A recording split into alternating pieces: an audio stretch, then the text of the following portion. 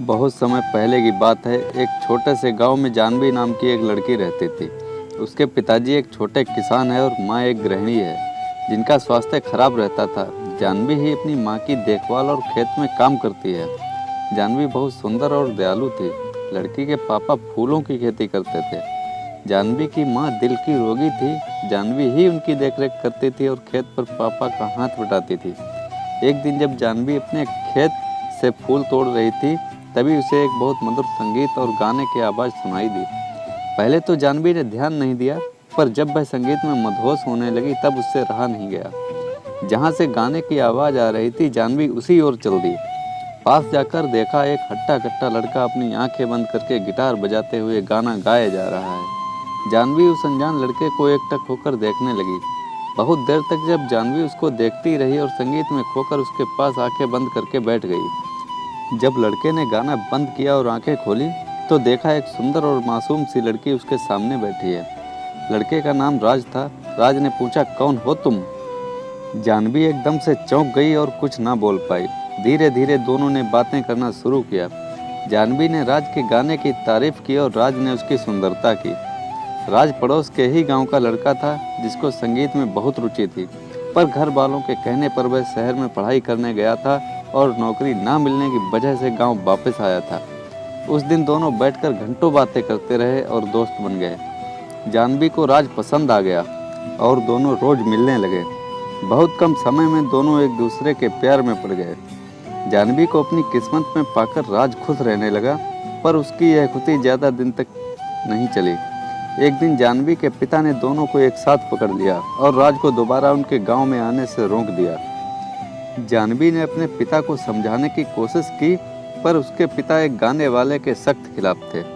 जब जानवी की मां को यह पता चला तो उनकी तबीयत और बिगड़ गई। इस बात से परेशान होकर जानवी ने राज से फ़ोन पर भी बात करना बंद कर दिया। राज ने मायूस होकर गांव छोड़ दिया। देखते देखते समय गुजरता गया और जानवी की शादी की बात चलने लगी, पर जानवी अब तक राज को नहीं भूल पाई थी। उसको राज का वह वादा याद आता जो उससे करके गया था, चाहे कितना भी वक्त लग जाए, मैं एक दिन कामयाब होकर तुम्हें लेने जरूर आऊँगा। मैं मरते दम तक बस तुमसे ही प्यार करूँगा, तुम मेरा इंतज़ार जरूर करना। कभी कभी जानवी को लगता कि राज उसको भूल गया है और कभी कभी लगता कि वह जल्दी ही वापस आ जाएगा।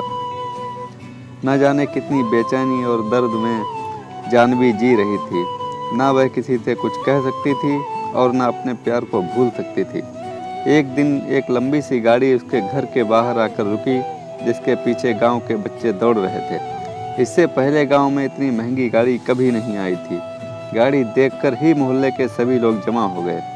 आराम से घर के गेट खोलते हुए राज जैसे ही अंदर पहुंचा, जानवी ने देखते ही उसे दौड़कर गले लगा लिया। जानवी अंदर लेटी हुई थी। राज और जानवी दोनों गले लगकर रोने लगे। दोनों एक दूसरे के प्यार को महसूस कर रहे थे। दोनों के मन से सारी शंकाएं दूर हो गईं और दोनों का प्यार वक्त के साथ बढ़ता चला गया। जानवी के पापा से राज ने उसका हाथ मांगा और जानवी की मां का इलाज बड़े शहर में करने का वादा किया। राज शहर में बड़ा गाने वाला बन गया था। उसके गाने टीवी पर आने लगे थे। आज उसके पास वह सब कुछ था जिसको जानवी के पिता ने कभी देखा तक नहीं था। उसके पास शहर में कई बंगले और कारें थीं। जानवी के पिता इस बार राज को मना नहीं कर पाए और दोनों के प्यार को देखकर झुक गए और दोनों की शादी धूमधाम से करा दी।